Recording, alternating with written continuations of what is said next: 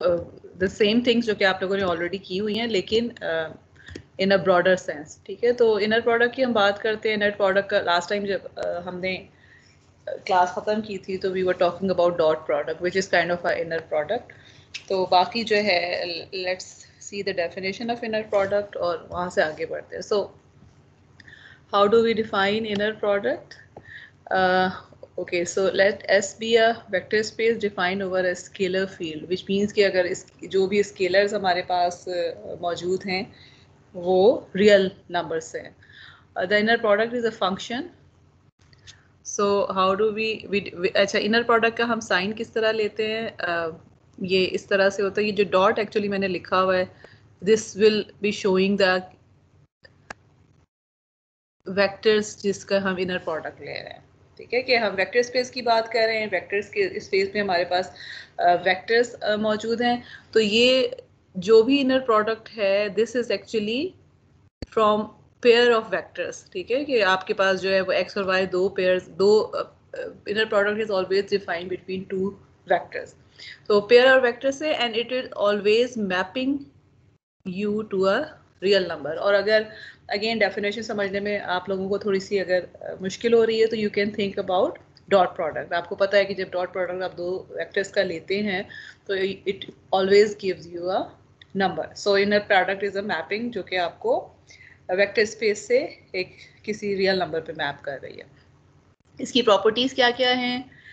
सबसे पहली तो प्रॉपर्टी ये है कि आपके पास no matter in which direction you are taking the inner product, I mean x inner product with y और y inner product with x both same हो जाएंगे।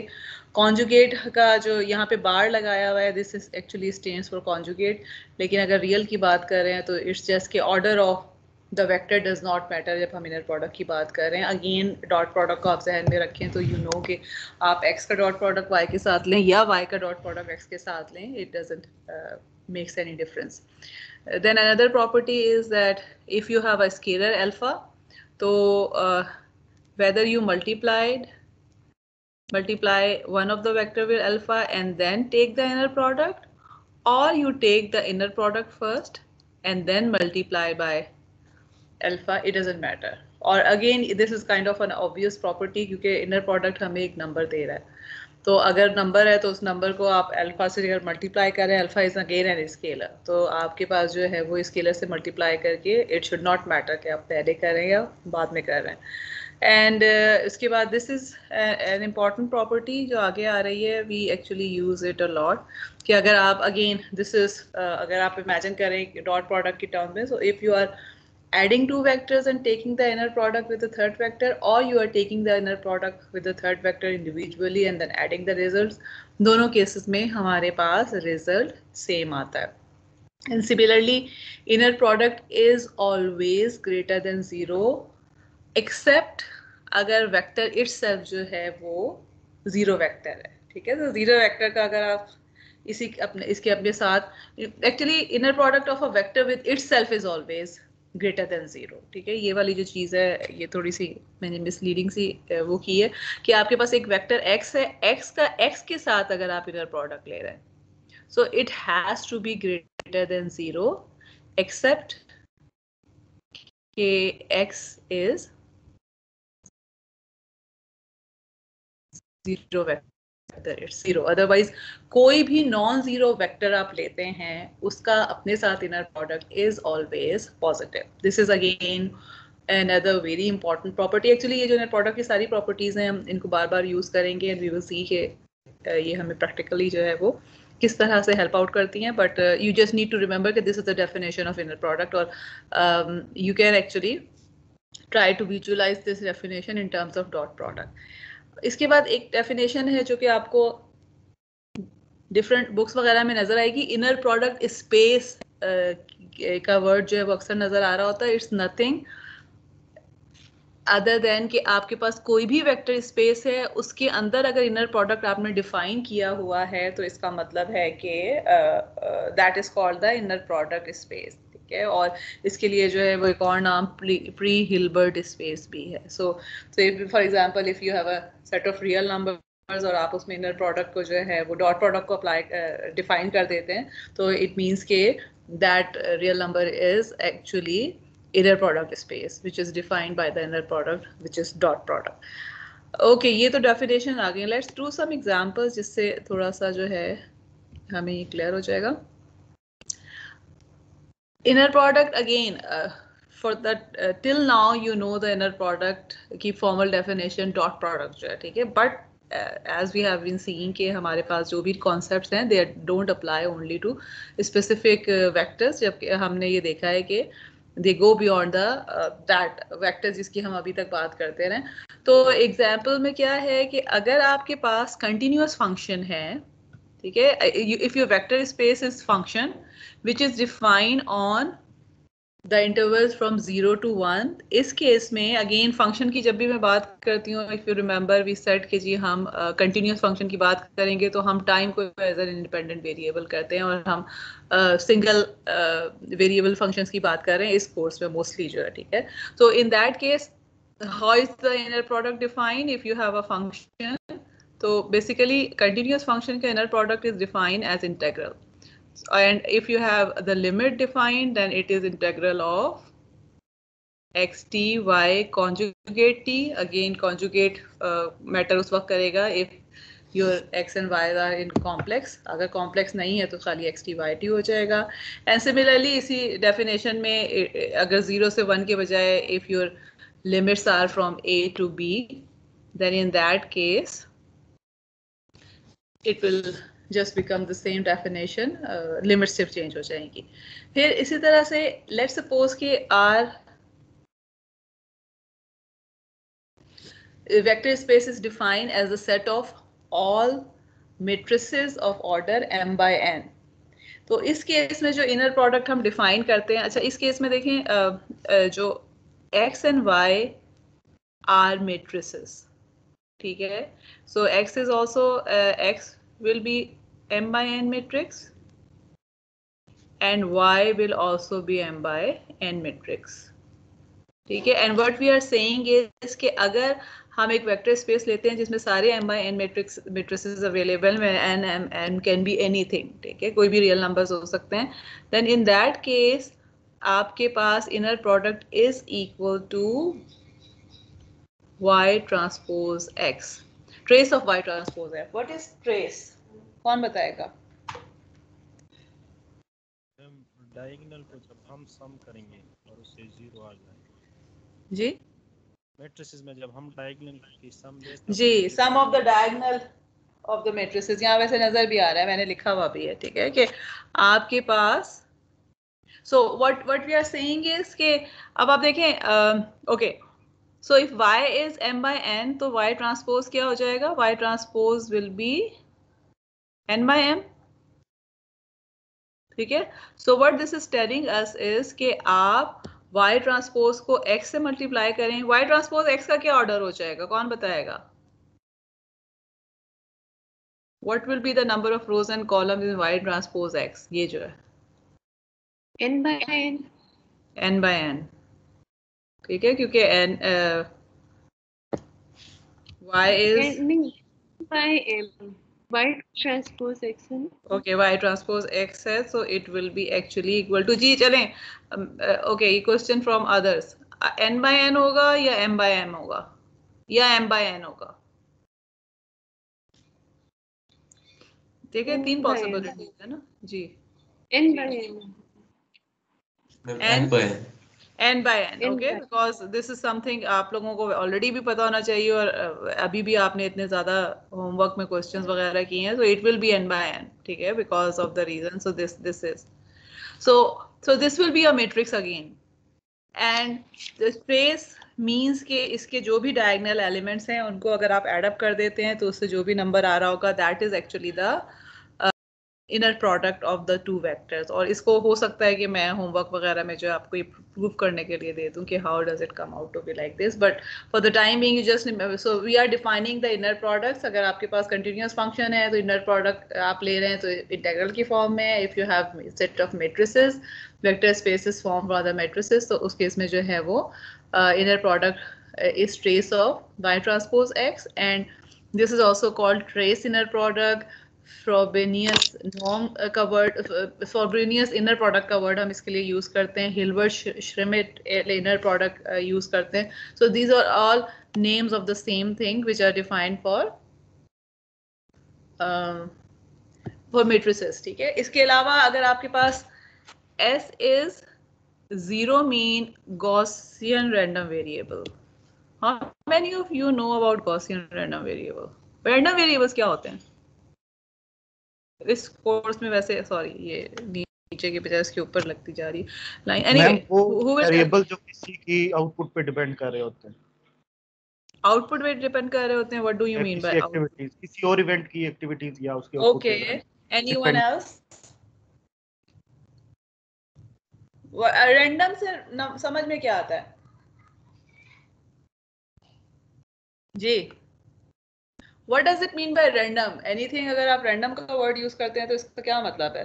Which is not properly defined, right? Okay, आपके पास जो है can be anything, okay? Randomly अगर आप जी deterministic नहीं है जी, तो डिटर्मिनिस्टिक अगेन मतलब अगर आप वैसे ही उसको अगर आप उसको यानी that is not concretely defined. ठीक है, something that can have many possibilities. तो रैंडम वेरिएबल्स का भी मतलब ये है कि आप ऐसे वेरिएबल की बात कर रहे हैं कि जिसकी value can be one of many numbers. ठीक है, और हम इसके डिटेल में नहीं जा रहे होंगे. और गॉसियन रैंडम वेरिएबल्स जो है that is a specific kind of random variables का क्या मतलब होता है कि अगर it can be one of many values, so it means के वो जो सारे की सारे आप अगर रैंडम वेरिएबल कोई एक रैंडम वेरिएबल आपने लिया उसकी सारी वैल्यूज को लेंगे तो it will give you some kind of a shape और some kind of a pattern जिसकी बेस पे हम उसको डिफरेंट नाम दे देते हैं. For example Gaussian random variable जो है we actually defined it something like this के तो इसमें ये उसके फिर रैंडम वेरिएबल्स को प्रोबेबिलिटीज की टर्म में बात कर रहे हो. तो बट एनी केस ये वाली चीजें जो हम आगे जाके इस कोर्स में थोड़ा बहुत पढ़ेंगे. For the timing you just need to remember कि आपके पास अगर random variables Gaussian random variables जो हैं उनका आपने सेट लिया हुआ है तो उस केस में जो expected value of x multiplied by y यानी दोनों रैंडम वेरिएबल्स को आप जॉइंट मीन अगर ले रहे हैं तो वो हमारे पास जो है वो that will be the inner product. Anyway this actually for the time being just consider this excluded क्योंकि रैंडम वेरिएबल्स हमने नहीं पढ़े हुए. इसके अलावा जो है दिस इज द थिंग जिसकी बात हम शुरू से कर रहे हैं when we are talking about inner product कि हमारे पास जो डॉट प्रोडक्ट है if we have real numbers vectors from the set of real numbers या हमारे पास जो वेक्टर स्पेस है this is R of N which means कि एन डायमेंशनल वेक्टर्स अगर हमारे पास हैं तो in that case the inner product is defined as dot product. और इसमें देखें हम y ट्रांसपोज x लें या x ट्रांसपोज y लें इन both the cases it will be the same or it will give us the dot product. अच्छा, and I have a question. कोई मुझे जल्दी से बताए अगर मैं I have a vector x which belongs to R of n dimensional vector है and I have another vector y. Okay, my question is कि x transpose y and x y transpose, would they be the same? Yes, ma'am. Yes, ma'am. Okay. Same होंगे ma'am. X, are you sure?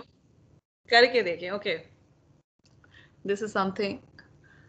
Let me take another page. चलें जी, मैं आपको देती हूँ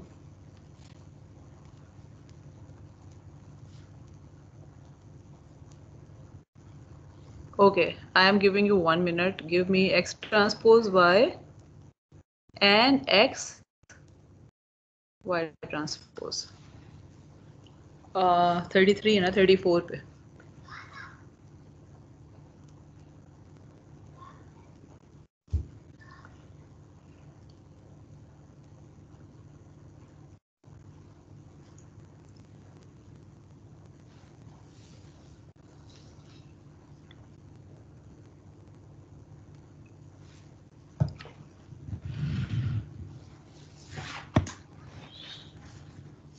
ma'am different आता है। Okay क्या आ रहा है? एक्स ट्रांसपोज वाई क्या आ रहा है? बहुत आसान है। 14 this is ma'am. Actually the dot product जी 14. 14 okay and what about X Y transpose? कोई और बताए? Ma'am 9 and 18। 9 and 18। 9 and 18 are you sure? Ma'am matrix आ रहा है मेरा 4 5 8 10। ओके कितने होगा ये आ रहा है? वैसे अब हाथ तो खड़ा नहीं कर सकते आप। एनीवे देखिए द थिंग इज के थोड़ा सोच समझ के जवाब देते हैं। This is actually row into column. Row into column will always give you a scalar value no matter what. ठीक है जितने मर्जी, क्योंकि this is actually dot product. और अगर आप वो देखें कि जो पीछे मैंने लिखा हुआ है कि दोनों इक्वल हैं, उसमें क्या लिखा हुआ है कि x ट्रांसपोज y और y transpose x. There is a difference between these two. x y transpose नहीं है, ऑर्डर इज डिफरेंट. तो ये मैं y ट्रांसपोज x लूं या x ट्रांसपोज y लूं, दोनों केसेस में we have rows into column. Rows into columns is always giving you a scalar. इस केस में I have column into rows, row. ठीक है, so this is actually column into row. And column into row will always give you a matrix. नजर आ रहा है ना, because this is इसका क्या order है, 2 by 1 है and इसका 1 by 2 है, so it has to be 2 by 2. Okay, and this is something okay, let me give you another question, क्योंकि ये चीज आगे हम use भी करेंगे. What will be the rank of this matrix?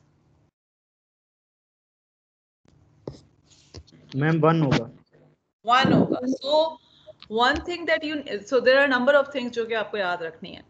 Row into column is always a scalar. Column into row is always a vector. Sorry, a matrix, and that matrix always have rank equal to 1. Okay, जो है आपके पास rank 1 matrix आपके पास आ रहा होगा यहाँ से. Why does it matter? ये हम आगे जाके देखेंगे. We will use this, but answer करने से पहले ना थोड़ा सोचा करें. Okay so we have examples of different kind of inner product. Okay, let's see कि आगे क्या है. Now we okay, so what we are saying is that inner product gives us a idea of geometrical intuition about the length of a vector and angle between two vectors. So now let's see how does it give us the length of the vector and angle between the two vectors. Length of the vector जो है वो inner product हमें कैसे देता है, because it actually induces norms. Not all the inner products, but some inner products actually induces norms. Which means कि आपके पास inner product से जो result आ रहा होता है that is related to norm of the matrix, sorry, vector. And that is actually, for example, अगर मैं inner product ये वाला inner product लेती हूँ, which is actually dot product की अगर हम बात कर रहे हैं, ठीक है. लेट्स सपोज के x belongs to R of n, मैं कह देती हूँ n डायमेंशनल वेक्टर है. तो इस केस में मेरे पास जो वैल्यू आ रही है x और x, ये अगर मैं इसको करती हूँ तो ये क्या आएगा, x ट्रांसपोज x, ठीक है, which is equal to what, norm square.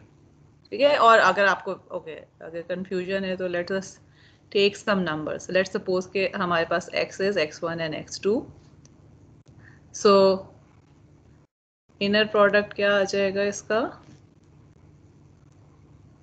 x1 x2 multiplied by x1 x2 which is equal to x1 square plus x2 square, right, which is equal to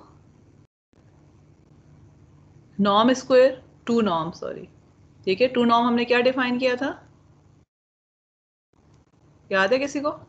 x1 square plus x2 square whole जी, under x2 square plus x2 square का square root, ठीक है। So this is actually norm square.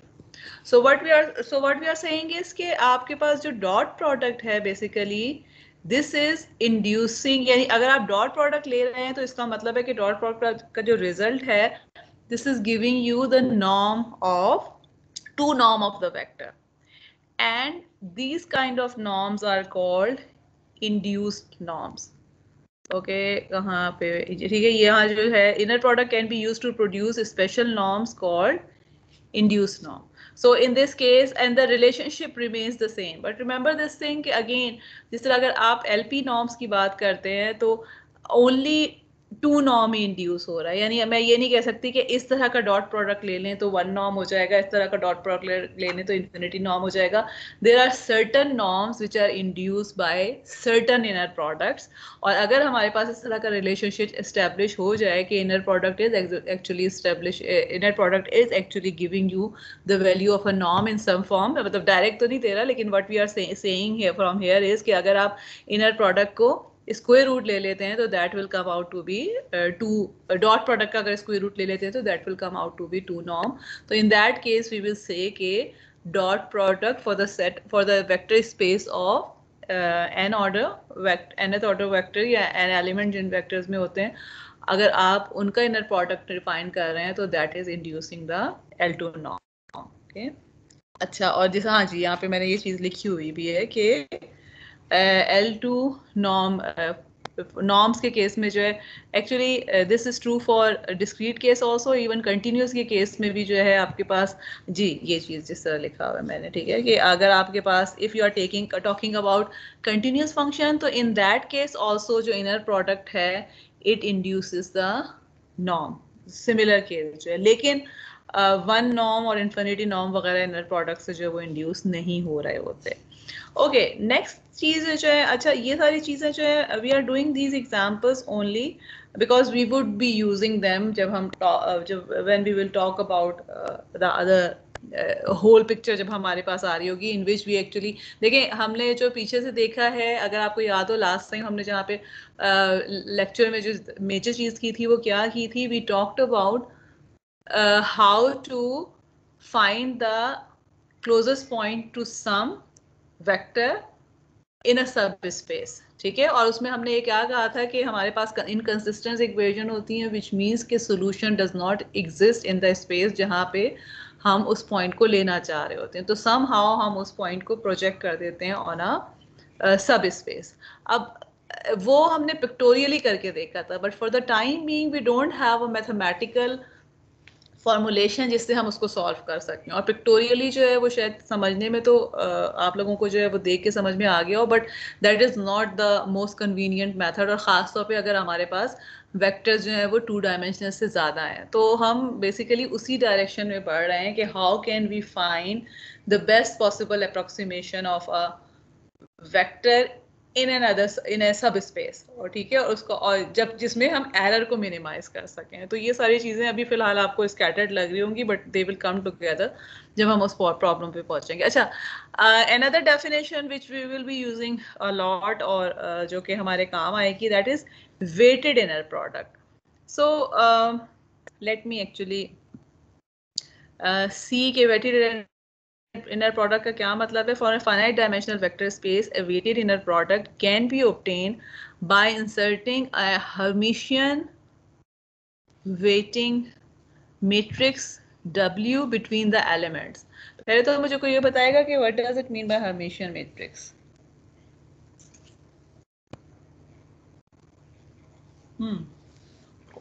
Ji anyone? Ma'am वो जो अभी आपने नाम बताए थे फॉरबिनियन मेथड, फॉरबिनियन मैट्रिक्स वाला, नहीं फ्रोबेनियस वो तो नॉर्म था, मैं तो हर्मिशियन मैट्रिक्स की बात कर. अच्छा चले हर्मिशियन को छोड़े, मुझे बताएं ट्रांसपोज मैट्रिक्स क्या होता है. अगर मैं कहती हूँ कि A is not sorry symmetric, A symmetric, symmetric matrix क्या होता है? Ma'am A transpose is equal to A. एक, okay good, A transpose equal to A। Hermitian जो है ना वो बेसिकली, हर्मिशियन अगर मैं कहती हूँ तो इसका मतलब ये है कि A transpose conjugate is equal to A, यानी ये कॉम्प्लेक्स के केस में जो चीज़ आप ट्रांसपोज की बात करते हैं रियल के केस में that is the same. For the case of complex जो है उसमें कॉन्जुगेट का भी एक फैक्टर आ जाता है, अगर वो उसके इक्वल आ जाए तो इसका मतलब है कि that is a Hermitian matrix. तो खैर फॉर द टाइम बीइंग क्योंकि हम ज़्यादातर जो है वो रियल की ही बात कर रहे होते हैं, सो कहाँ चला गया, हाँ जी, सो वेटेड इनर प्रोडक्ट में जो है we will see the examples जिसमें we will talk about the weight matrix, यानी what we are saying is के वेट मैट्रिक्स जो हमने लिया हुआ है that is some matrix which is symmetric also, और अगर आपके पास जो है वो कॉम्प्लेक्स फॉर्म में हो तो वो कॉन्जुगेट करके जो है उसके सेम के इक्वल आ जाता होगा, ठीक है। Now the question is why do we define weighted inner product. देखें वेटेड इनर प्रोडक्ट का क्या मतलब है, let me take an example कि आपके पास, लेट सपोज के मेरे पास, here let's suppose कि मेरे पास एक मैट्रिक्स है x which is x1 and x2, ठीक है। अब मैं इसके साथ ही इनर प्रोडक्ट ले लेती हूँ। अभी हमने देखा है कि this is defined as x1 square plus x2 square, ठीक है। अब what we are saying is कि we can take weighted inner product also, जिसमें हम क्या कर रहे हैं कि इंस्टेड ऑफ, अब देखें this was actually equal to x transpose x, weighted inner product में हम क्या कह रहे हैं, we are taking x transpose some matrix w time x। Let's suppose के अब जिस तरह वी आर सेइंग कि हमारे पास हर्मिशियन मैट्रिक्स है, let me just take Hermitian के बजाय एक सिमेट्रिक मैट्रिक्स ले लेती हूँ। मुझे जल्दी से पहले तो ये कैलकुलेट करके बताइए कि इसका क्या जवाब आ रहा होगा हमारे पास, ठीक है। W बीच में लगाएं और उसके बाद मल्टीप्लाई करके मुझे आंसर बताइए, then we will talk about कि हम कर क्यों रहे हैं, why does weighted inner product matters.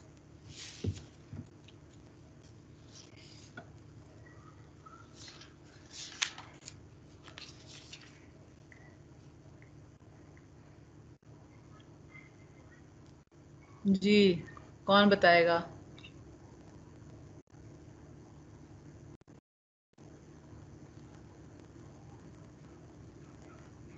Ma'am matrix आ रहा है। ओके और क्या मैट्रिक्स आ रहा है?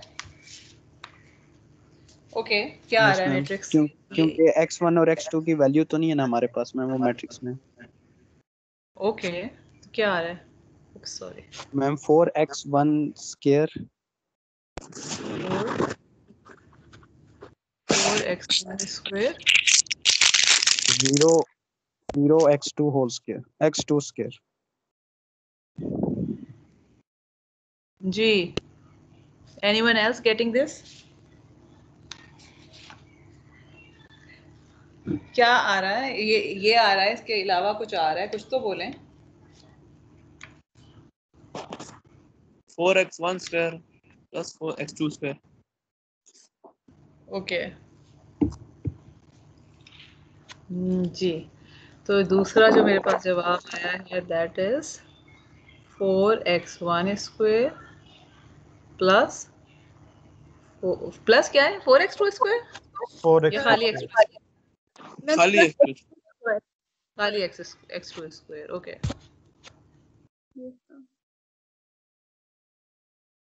Okay anyone else? जी 4x1 square plus x2 square. Okay so इसका मतलब है कि आप ज्यादा लोगों का जो है वो ये वाला आंसर आ रहा है, ठीक है। बेसिकली एक तो चीज ये याद रखेंगे, इनर प्रोडक्ट जो है वो हमने क्या डिफाइन किया है कि it maps to a scalar. तो जो वेटेड इनर प्रोडक्ट भी है बाय डेफिनेशन इनर प्रोडक्ट जो है it must give us the number. So इसका मतलब है कि अगर हमारे पास कोई इस तरह की चीज आ रही है तो इसका मतलब है कि हमने कहीं पे कोई गड़बड़ की है कंप्यूटेशन में जो है, ठीक है। सो इनर प्रोडक्ट हो वेटेड इनर प्रोडक्ट हो, in both the cases we are getting some number, और जो कि हमारे पास जो है यहाँ पर। अच्छा, अब आप देखें what is the difference between these two inner products. या एक जो है वो हमारे पास स्टैंडर्ड इनर प्रोडक्ट था, और दूसरा जो है वो मैंने वेटेड इनर प्रोडक्ट ले लिया, विच मीन्स कि अब मेरे पास यहाँ जो वैल्यू आ गई है that is actually equal to 4x1 square plus x2 square. So what is the difference between the two? नजर आ रहा है ना मैम? जो फर्स्ट वाला x1 स्क्वायर है उसको 4 का वेट मतलब मिल गया है अगर इससे। इट मीन्स के इस केस में जो है मोस्ट प्रोबेबली, अगर इस केस में आपको मैं ये कहती हूँ कि इन दोनों को प्लॉट करें, तो फर्स्ट केस में जो है यू सॉ कि जब हम इसको प्लॉट कर रहे होते हैं तो it comes out to be a circle, ठीक है। लेकिन इस केस में क्या हो जाएगा, it would be a parabola, कि इसका एक एक्सिस जो है वो ज्यादा एलोंगेट हो जाएगा as compared to the other axis. Now what is the advantage, we will talk about this thing कि sometimes what actually happens is, अभी देखिए अभी मैंने आपको ये बात कही थी कि हम क्या करते हैं, मोस्टली ये करना चाह रहे होते हैं कि एरर कम करना चाह रहे होते हैं। लेट्स सपोज कि मेरे पास जो है वो एक सिग्नल है, बेसिकली अगेन मैं जिसको बनाऊंगी that is a random variable, लेकिन लेट्स जस्ट अस्यूम कि मेरे पास एक सिग्नल है जो कि मैंने ब्रेन का सिग्नल लिया हुआ है which is something like this, ठीक है। और उसमें जो है वो it is a time series, और उसमें एक जगह पर कहीं पर जो है वो बहुत हाई वैल्यू आ जाती है मेरे पास, and I am trying to find the energy and the signal, जो कि मैं डॉट प्रोडक्ट को लेके या इनर प्रोडक्ट को लेके जो है वो इसका अपने साथ लूंगी, नॉर्म आ जाएगा विच विल गिव मी के वैल्यू जो है वो कितनी हाई है। अब इस केस में what is actually happening is कि मेरा ये वाली जो वैल्यू जो मैंने सर्कल की हुई है, ये वाली value, there is a possibility कि ये बहुत ज़्यादा कंट्रीब्यूट कर रही है as compare to the other values, क्योंकि उनका मैग्नीट्यूड, लेट्स सपोज कि ये जो है ये मेरा जो है वो 100 पे कहीं पे गया हुआ है, और बाकी जो मेरी पीक भी है that is on 50।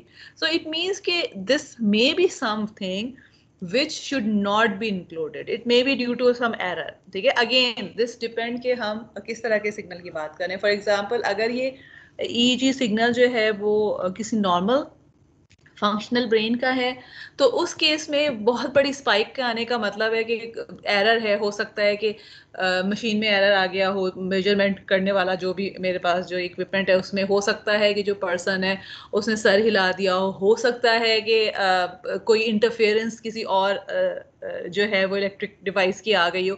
But the thing is कि this is something which is outlier, कि एकदम से जो है उस जगह पे बहुत ज़्यादा एक्टिविटी हुई है and then it has come to the normal situation.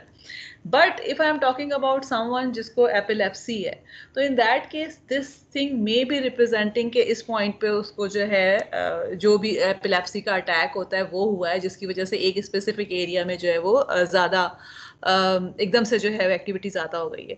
But let's suppose कि this is a time series जो कि एक नॉर्मल फंक्शनल ब्रेन की है, तो in that case what I know is के मेरे पास अब जो भी मीन आ रहा है, लेट्स सपोज कि मैं इसका मीन कंप्यूट कर रही हूँ या मैं इसका मैग्नीट्यूड कंप्यूट कर रही हूँ, नॉर्म कंप्यूट कर रही हूँ, तो नॉर्म की वैल्यू बहुत ज़्यादा आ रही है, मगर it may be because of this error value. So what I may want to do is कि मैं इसको किसी कम, मतलब I can what I may want to do is कि मैं कोई, अब क्योंकि कंटिन्यूस की बात है ना, अभी तो फिलहाल मैंने जो एग्जांपल यहाँ पे की थी वो डिस्क्रीट की है, लेकिन हम वी विल सी कि कंटिन्यूस के केस में भी आप वेटेड नॉर्म डिफाइन करते हैं। और जिस तरह से अगर फर्ज करें कि आप किसी दो वेक्टर्स का जो है वो आपस में इनर प्रोडक्ट ले रहे हैं, तो वेटेड इनर प्रोडक्ट जो है वो क्या हो जाएगा कि आप इसको एक WT एक और जो है वो वेक्टर के साथ मल्टीप्लाई कर देंगे, ठीक है। And that is actually let's suppose कि norm of XT/YT weighted inner product है। नॉर्म मैं इसलिए कह रही हूँ because it actually induces norm sometimes, लेकिन ओके वो हम आगे जाके बात करते हैं। एनीवे वेटेड इनर प्रोडक्ट जो है वो अगर हम कंटिन्यूस की बात करें तो हम इस तरह से भी कर सकते हैं। सो what I can do is इस केस में, क्योंकि मुझे पता है कि मेरे पास जहाँ पे भी एक स्पेसिफिक थ्रेशोल्ड से ज्यादा की वैल्यू है that may be giving me false magnitude, very high magnitude, then what I can do is कि मैं वेट वेक्टर जो है उसको कुछ इस तरह का बना सकती हूँ कि बाकी जगहों पे तो इसकी वैल्यू ऑलमोस्ट 1 है और यहाँ जाके जो ये तकरीबन 0 के इक्वल हो गया। सो उससे क्या हो जाएगा कि मेरे पास जो चीज़ जिसको मैंने वो नहीं करना, मतलब I want to kind of rectify that, तो उसको मैंने जो है 0 कर दिया या बहुत कम नंबर से मल्टीप्लाई कर दिया।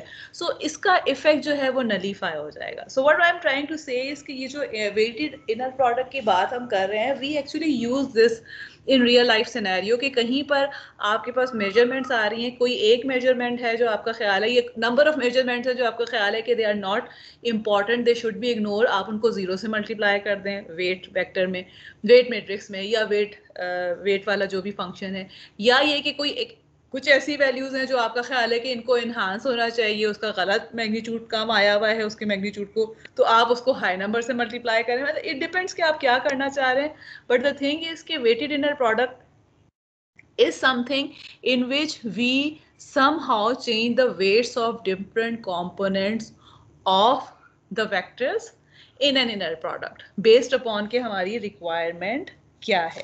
अच्छा, another thing जो कि weighted inner product कर सकता है वो क्या कर सकता है, okay let me again do another example जिसमें let's suppose कि मेरे पास okay let me try to find कि मैं क्या आपको okay let's suppose कि मेरे पास दो वेक्टर्स हैं, x1 is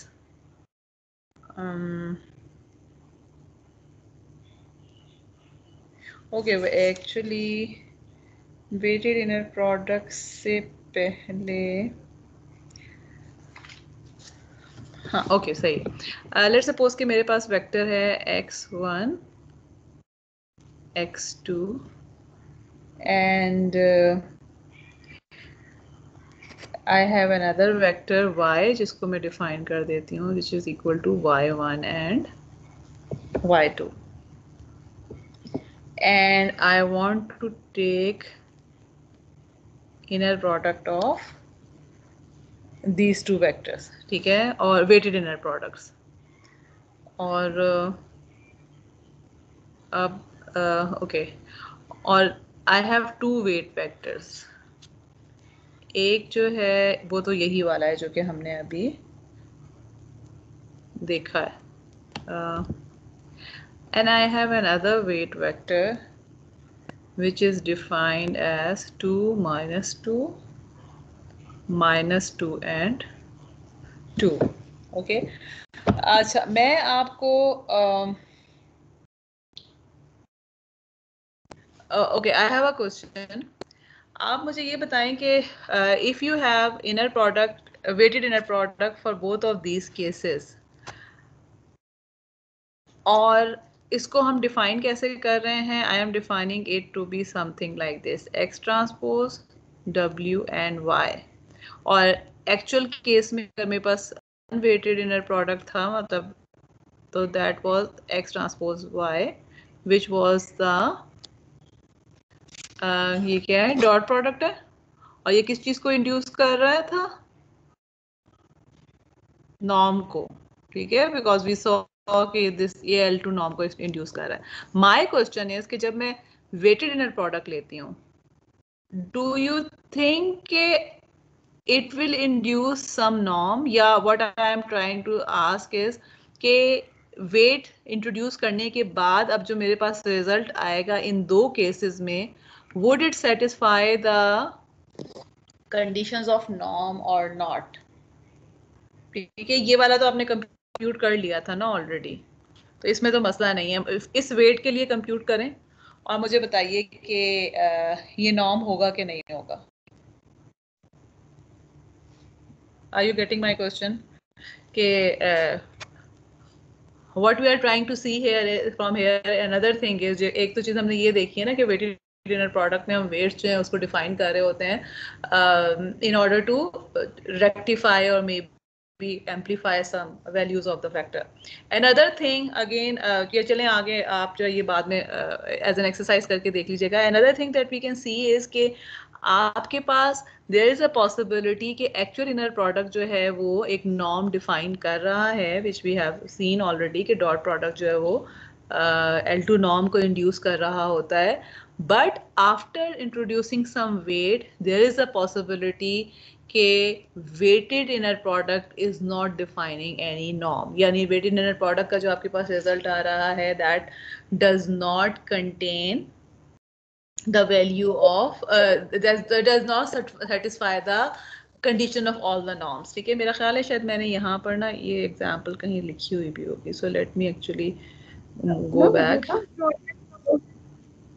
जी जी बोलें, मुझे आवाज आपकी सही नहीं आ रही। जी जी सॉरी, दोबारा बताइए, पूछिए। वेटेड डॉट प्रोडक्ट आपने अभी बताया था 2 माइनस वाले मैट्रिक्स का, उसका भी आंसर 0 आ रहा है। ये हमारे पास जो है वो बेसिकली 0 आ जाएगा for an okay, it can be 0, it can okay, let me actually go back. ये आपने करके देखा है? यस मैम, मेरा आंसर 0 आ रहा है। 0 आ रहा है मैम, 0 आ रहा है, ठीक है, जबकि आपके x और y जो हैं they are non zero. So it means कि इसका मतलब है कि this is not defining a norm ना, क्योंकि हम ये कंडीशन देख चुके हैं ना कि अगर नॉर्म है और अगर नॉर्म डिफाइन हो रहा है तो किसी नॉन जीरो वेक्टर के लिए the answer must not be 0. तो अगर if it is giving 0 for this particular weight vector, तो इसका क्या मतलब है कि this is not defining a norm. दो जहां से हम चले थे, एक्चुअल वाला जो आपके पास था dot product, that was defining the norm. So what we are saying is कि just by introduction of the weight vectors, the structure of the norm, the structure of the inner product, the way the inner product is modified, the result, many things can change. और इसको हम आगे जाके जो है use भी करेंगे. For the timing, just remember this thing कि there are two things: inner product which are defined standard in the standard way for different kind of vector spaces, and then there is the weighted inner product, which would be just introduction of one function or a matrix or some things vector, not vector, sorry, matrix, या फिर आप function को introduce करवा रहे हैं in order to change the inner product in certain manner. और जब हम उसको change कर देते हैं तो there are many characteristics that change because of that weight vector या वेट फंक्शन जो कि हम उसमें इंट्रोड्यूस कर रहे होते हैं. ओके, नाउ चलें जी, ये तो वेटेड इनर प्रोडक्ट की डेफिनेशन आ गई. इसके अलावा अच्छा, पॉजिटिव डेफिनेट की जो है डेफिनेशन, इसको फिलहाल छोड़ देते हैं. नाउ ये वही वाली एग्जांपल है जो हमने अभी देखी है, और इसको एक्चुअली मैंने यहाँ पर फिगर भी बनाया हुआ, और यहाँ पर एक्चुअली वही चीज़ है जो कि आप लोगों ने बेसिकली देख भी ली है कि it comes out to be 0, which means कि this is not a norm, though we started with a norm, लेकिन ये कि वेट वेक्टर की वजह से जो है वो नॉर्म चेंज हो गया. इसके अलावा जो है अगेन ये वाली चीज़ में ऑलरेडी मैंने आपको बता दी है कि if we have a continuous if we have inner product define on the state on the vector space of continuous function, in that case also we can define the weighted inner product.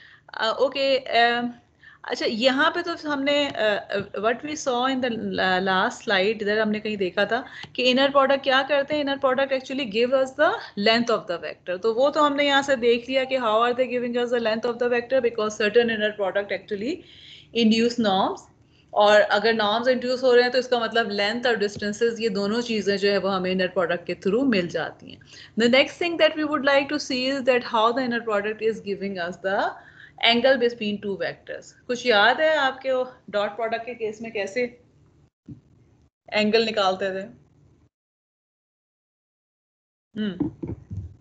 Anyone? नहीं? Okay, चले यहाँ से देख लेते हैं. ठीक है, the inner product can be used to define a direction of angular separation between two vectors, which means के we can have, so what we are saying is कि आपके पास जो है वो एक वेक्टर है x है actually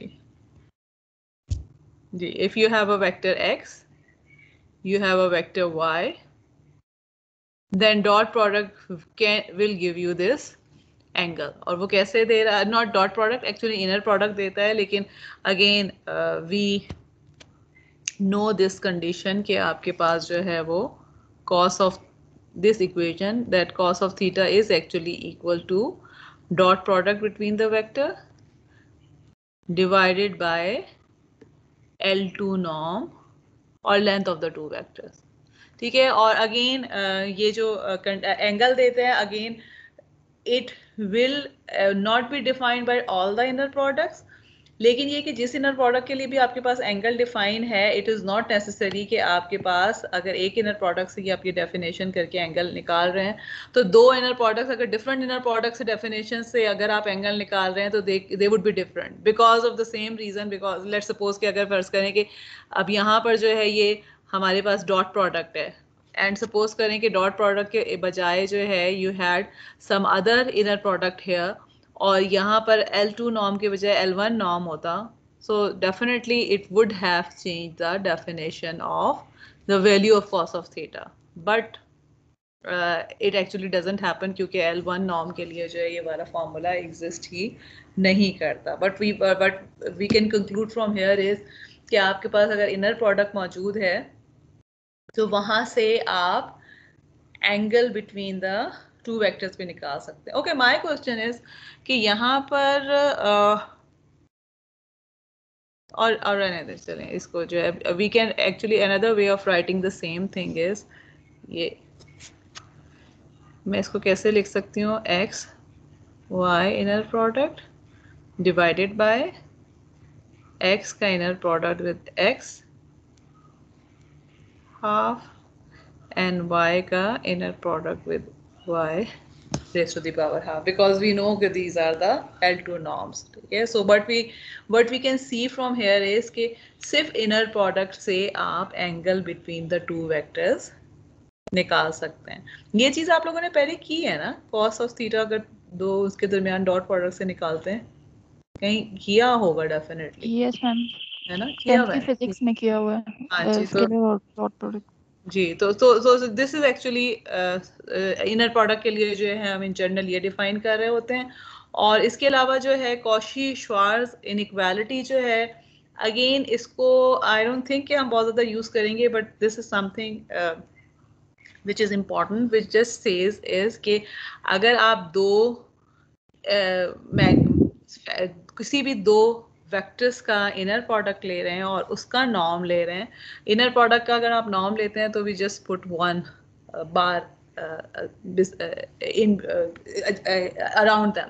सो अगर आप उसका नॉर्म ले रहे हैं तो that is actually less than और equal to in product of the individual norms of the two vectors themselves. ठीक है. और बेसिकली इस इनइक्वालिटी को जो है वो हम अगेन मैंने यहाँ पे एक जो चीज़ मिस की है, because we are talking about two norms की टर्म में हम बात करेंगे, because two norm is a norm which introduces these.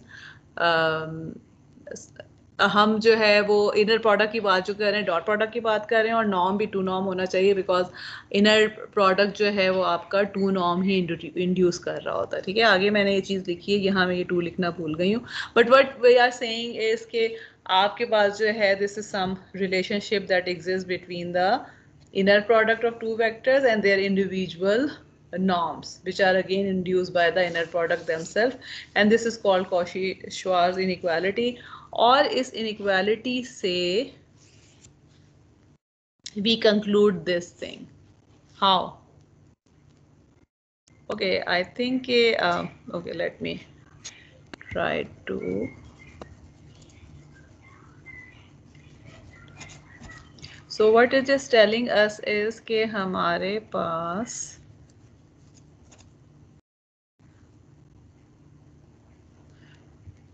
okay norm of or absolute value of x y is less than equal to individual norm of x and y. This is actually absolute value का sign है. हाँ जी, ठीक है. So and okay, और यहाँ से हमारे पास क्या आ रहा है, वी गेट अगर मैं इसको जो है वो यहाँ पे अगर लगाती हूँ तो एब्सोल्यूट वैल्यू की अगर मैं वैल्यू इसके इर्द गिर्द अगर मैं एब्सोल्यूट लगा रही हूँ value, then what does it mean? मेरे पास यहाँ से आप लोग ये वाला चीज डिड्यूस कर सकते हैं कि नहीं, कि दिस फैक्टर इज, देखिए cos ऑफ थीटा तो -1 के और 1 के दरमियान है. What I am trying to find is कि this thing which is giving me cos of theta, does it remain between -1 and 1, and I want to prove it using Cauchy-Schwarz inequality, which is telling me that this is actually equal to less than or equal to individual of, क्या करूँ आगे से, कोई आज कुछ बोल ही नहीं रहा है, so I want someone to tell me something. क्या करूँ कि I देखें, what I am trying to ask you is कि मेरे पास cos of theta की वैल्यू जो है वो तो मुझे पता है कि between -1 and 1 है, and I am saying कि ये जो चीज़ है this is giving me cos of theta, ठीक है. So what I want to prove is कि this thing will be between -1 and 1. How would I prove it? By using this Cauchy-Schwarz inequality. आधी चीज तो यहाँ मैंने लिखी हुई है. Anyone क्या अगर अप्लाई करो जो आपने लिखा. जी उप्स जी बोलें. हम वही एब्सोल्यूट अगर अप्लाई करें जो आपने लिखा हुआ है ऊपर न्यूमरेटर में. ओके, सो एब्सोल्यूट में कहाँ अप्लाई करूँ, इसके ऊपर, ये वाली जो इक्वेशन है, कहाँ अप्लाई करूँ एब्सोल्यूट. ओके, देखें आप कह तो सही रहे हैं, लेकिन क्योंकि आप यहाँ नहीं है और I can not see you, so I am not sure कि आप क्या कहना चाह रहे हैं. यहाँ Cauchy-Schwarz इक्वालिटी से मैं ये लिख सकती हूँ, राइट. मैंने सिर्फ और सिर्फ क्या किया है कि ये जो भी x2 नॉर्म और x2 मैंने दोनों साइड्स को x2 नॉर्म और x नॉर्म और y का जो नॉर्म है उससे डिवाइड कर दिया है, ठीक है. तो इस साइड पे, राइट हैंड साइड पे मेरे पास 1 आ गया है और लेफ्ट हैंड साइड पे मेरे पास ये चीज़ आ गई है. Okay, and now if I open this thing, ये जो एब्सोल्यूट का साइन है, then what does it mean कि मेरे पास this will come out to be something like this. जो अभी कौन कह रहा था, किसने मुझे बताया था जवाब इसका, कि जब ये एब्सोल्यूट ओपन करेंगे तो इसका क्या मतलब है कि this is greater than -1 and less than और equal to 1. So and this is something that actually we expected also, कि आपके पास जो है वो ज़ाहिर cos, अगर cos of theta is represented by this vector, then it means कि that and cos of theta is between -1 and 1, so this factor should have been between -1 and 1. अच्छा, एक और जो चीज़ मैंने यहाँ एक वर्ड लिखा हुआ है ऑर्थोगोनैलिटी का, कौन मुझे बताएगा कि what does it mean by two vectors to be orthogonal अगर आप डॉट प्रोडक्ट की बात कर रहे हैं. मैम अगर 90 डिग्री के एंगल हो, एंगल 90 हो मैम, का मीनिंग अगर मैं परपेंडिकुलर होंगे. ओके, और डॉट प्रोडक्ट की टर्म में मैं क्या लिखूं, डॉट प्रोडक्ट क्या हो जाएगा अगर दो orthogonal vector is equal to 1, क्या हो जाएगा, cos of theta equal to 1. Okay, because angle जो है वो 0 होगा, नहीं, कब होगा ये. Okay, cos of theta what होना चाहिए, is equals to 0. cos of theta equal to 0. Okay, which means कि थीटा जो है वो 90 डिग्रीज है. तो और इन अदर वर्ड्स जो है वो हम ये कह रहे हैं कि हमारे पास वेक्टर्स जो हैं वो ऑर्थोगोनल हैं, परपेंडिकुलर हैं, राइट एंगल पे हैं. There are so many words जो कि हम इसके लिए यूज़ करते हैं. माय क्वेश्चन इज़ कि अगर मैं in terms of inner product लिखना चाहूँ, if I want to tell someone by using the dot product कि जी डॉट प्रोडक्ट की अगर ये वैल्यू हो तो इसका मतलब है कि दो वेक्टर्स जो हैं वो ऑर्थोगोनल हैं, तो क्या मैं लिखूँगी. Ma'am What? Dot product between 2 equal to 0 जब हो जाए हम कहेंगे ऑर्थोगोनल। ओके ठीक है, सो व्हाट, और ये यहाँ से भी नजर आ रहा है ना जो आप लोगों ने अभी खैर खुद बताया है कि बिकॉज अब हमारे पास क्या है, cos of theta is equal to x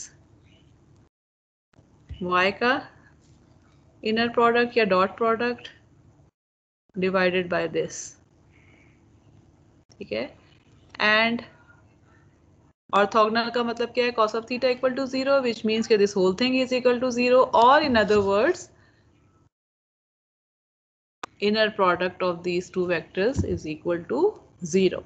So what we conclude from here is कि for orthogonality हमारे पास inner products need to be 0. So अगर मैं आपसे जो है वो ये पूछती हूँ कि दो vectors हैं, for example ये vectors दो given है, ठीक है, x1 और x2 हैं, x1 is 1 2 and x2 is 2 1 and I ask you कि are they orthogonal, तो आपने क्या करना है, सिंपल x1 और x2 का इनर प्रोडक्ट लेना है, इनर प्रोडक्ट। ठीक है, और इनर प्रोडक्ट जो है वो क्या आ रहा है मेरे पास, 4 आ जाएगा, ठीक है, which is not equal to 0, so they are not orthogonal. Simple सा चेक है, and this is one of the most important thing जो कि हम इस कोर्स के हिसाब से देखेंगे, ठीक है। So you just always need to remember कि अगर आप वेक्टर स्पेस डिफाइन कर रहे हैं और उस वेक्टर स्पेस में आप इनर प्रोडक्ट ले रहे हैं, तो इनर प्रोडक्ट 0 होने का मतलब है कि द वेक्टर्स आर ऑर्थोगोनल। और आप इसमें एक और चीज़ जो देखें कि यहाँ पर okay again there is another application of weighted inner product, कि अब आप देखें कि एक्चुअल में जो थे ये दोनों वेक्टर्स ऑर्थोगोनल नहीं थे, लेकिन जब मैंने ये वाला वेट वेक्टर इंट्रोड्यूस किया है और वेटेड इनर प्रोडक्ट लिया है, तो अब इसके बाद जो है in this new space they become orthogonal, ठीक है। There is a possibility, again this is one of the application, लेकिन फिलहाल इस पर जो है वो इतना आपको तवज्जो देने की ज़रूरत नहीं है। Just what you need to get from this slide is के अगर आपके पास इनर प्रोडक्ट इज 0 तो then it is orthogonal, otherwise they are not orthogonal. And another example जो कि यहाँ पर है कि अब आप ये देखें कि if you are trying to find the, अच्छा एंगल की हमने क्या बात की थी, एंगल हमने कहा था कि angle is cos of theta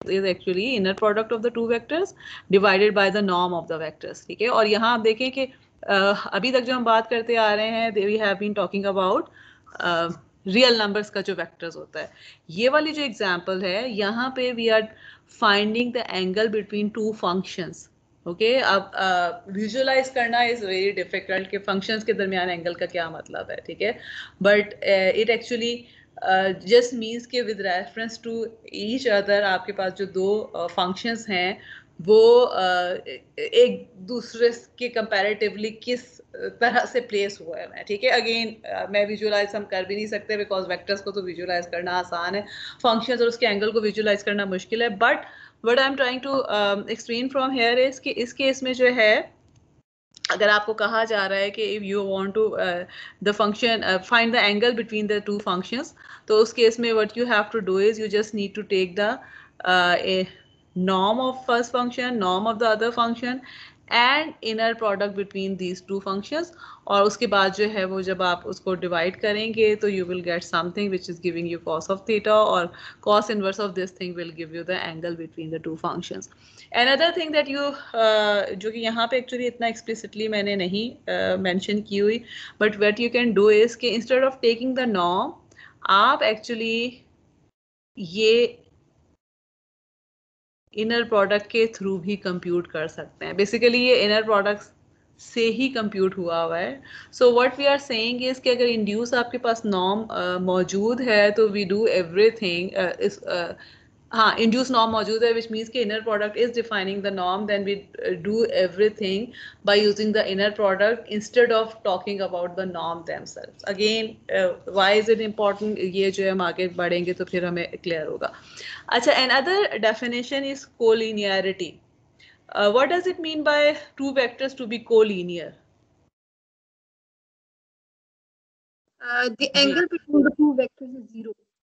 ma'am angle same between plane the में टू वेक्टर्स इज 0 या ये कि वेक्टर सेम लाइन पर है, ठीक है। सो फॉर एग्जांपल अगर मेरे पास वेक्टर x है ये वाला और वेक्टर y भी जो है वो यहीं पर ही गई है, ठीक है, इसके इसी डायरेक्शन में है या इसकी ऑपोजिट डायरेक्शन में, ठीक है, विच मीन्स के इफ माय वेक्टर x और if my vector y is equal to some alpha times x, where alpha is any scalar, positive भी हो सकता है और negative भी हो सकता है, तो in that case we say कि the two vectors are collinear. अच्छा, another definition, what should it mean by orthonormal? एक तो ऑर्थोगोनल की हमने बात कर ली ना, अगर मैं आपसे कहती हूँ कि ऑर्थो, अच्छा चलिए ऑर्थो नॉर्मल से पहले एक और definition, what does it mean by normalize vectors?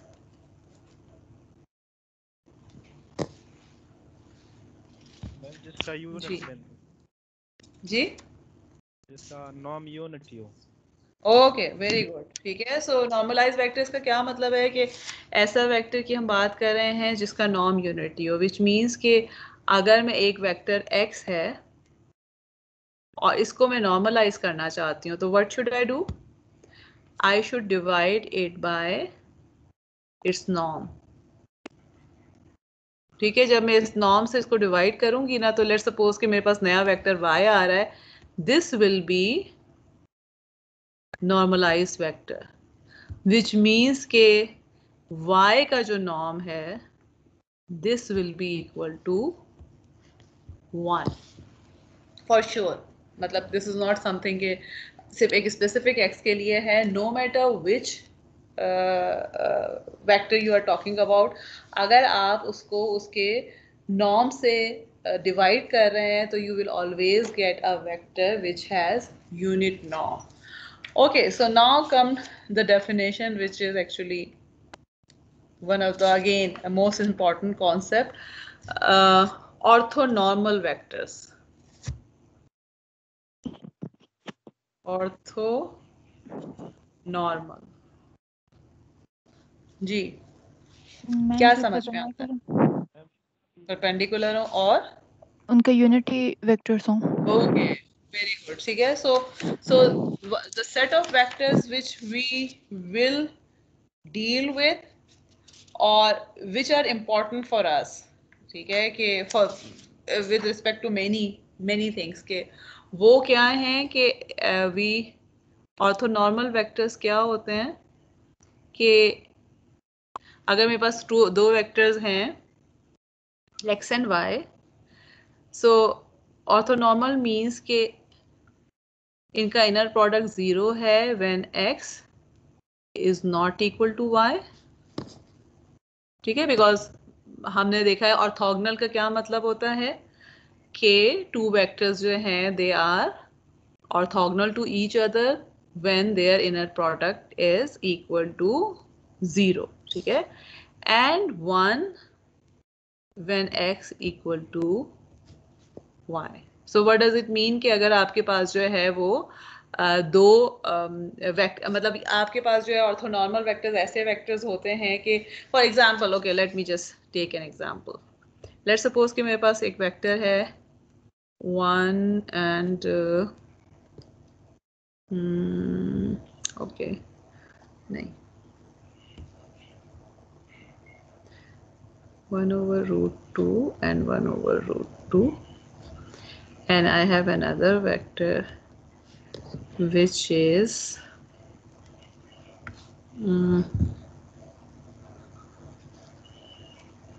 1 and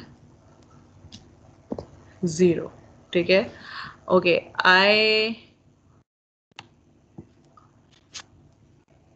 मुझे बताइए कि are they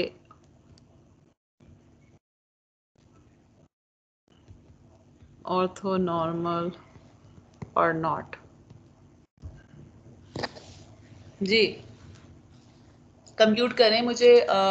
let's take 2 minutes. मुझे बताइए कि x और y जो है वो ऑर्थोनॉर्मल है कि नहीं है. ये डेफिनेशन मैंने ऊपर लिखी हुई है, इसकी बेस पे जो है वो कंप्यूट करने की कोशिश करें and the norm inner product is defined as simple dot product. ठीक है, ये this is the inner product definition. ये करें तो फिर we will just talk about. जी जी, आप कंप्यूट करिए ना कि आप पहले तो ट्राई टू फिगर आउट कि आपको कंप्यूट क्या क्या करना चाहिए. व्हाट डू यू नीड, कि what is this telling us कि आपके पास ये वाली चीज क्या कह रही है, ये जो कंडीशन है ऑर्थोनॉर्मल की, कि अगर जो भी सेट ऑफ वेक्टर्स हैं उनका अपना norm should be equal to 1. ठीक है, अपना नॉर्म इक्वल टू 1 का क्या मतलब है कि उनका अपने साथ अगर इनर प्रोडक्ट आ रहा है तो it should be equal to 1. Okay, ये तो नॉर्मलाइज की कंडीशन हो गई है. और ऑर्थोगोनल की क्या कंडीशन है कि अगर आप दो का आपस में इनर प्रोडक्ट ले रहे हैं तो it should be equal to 0. Okay, so आपने इसका क्या मतलब है कि in this case what do you need to compute. you need to compute this, you need to compute this and you need to compute this. और ये तीनों चीजें मिला के आपको बताएंगी कि whether they are orthonormal. क्योंकि देखिए normalize is something else and orthogonal is something else. दोनों अगर मिला के हमारे पास चीज जो है वो कंडीशन फुलफिल हो रही है तो वी से कि ऑर्थोनॉर्मल है. Otherwise there is a possibility कि they are orthogonal but they are not normal, तो हम कहेंगे कि खाली ऑर्थोगोनल है. और देयर इज अ पॉसिबिलिटी कि they are normalized vectors but they are not orthogonal. ठीक है, so what I am asking is कि आर दे ऑर्थोनॉर्मल और नॉट, व्हिच मींस कि ऑर्थोगोनल एंड नॉर्मल दोनों हैं. एंड रिमेंबर दिस थिंग कि orthogonal is related with two vectors.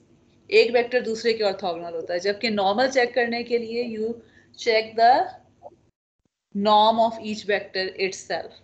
और ये दोनों कंडीशंस अगर फुलफिल हैं तो ऑर्थोनॉर्मल है, अदरवाइज उनमें से कोई एक चीज हो सकती है. ठीक है, अब करके मुझे बताइए. Ma'am they are not orthonormal. They are not, are they orthogonal, are they orthogonal और नॉट. ऑर्थोगोनल का क्या मतलब है, it should be equal to 0, right. x और y का इनर प्रोडक्ट 0 है कि नहीं है. No ma'am.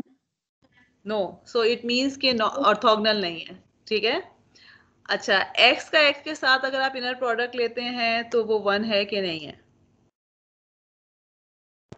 मैम वो 1 है. 1 है. और अगर y का y के साथ लेते हैं वो भी 1 है. वो भी 1 है. So what does it mean, they are normal vector but they are not orthogonal. Okay, is it clear to everyone कि आप orthonormal basically is define, हम अगले इसमें क्लास में जो है इसको करेंगे, बिकॉज अब हमारे पास टाइम जो है ख़त्म होने वाला है, आपके पास आगे क्लास भी होगी.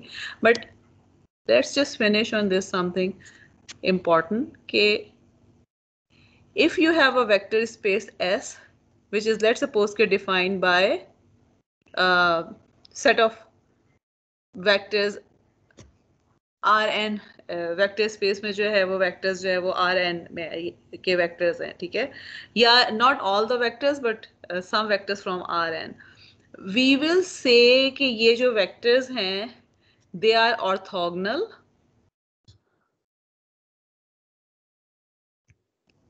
अगर आपके पास this inner product is 0 for all x y belonging to S. ठीक है, and they are normal vectors or normalized vectors if this thing is 1 for all x belonging to S.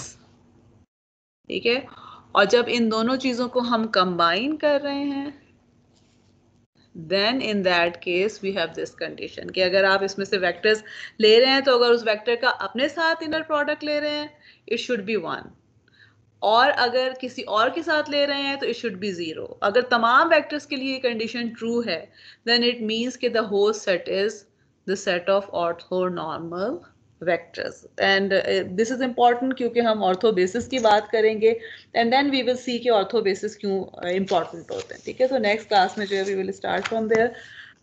Okay, let's stop here. कोई जो भी questions वगैरह हो फिर हम अगले दफ़ा इसको दोबारा थोड़ा सा डिस्कस करेंगे.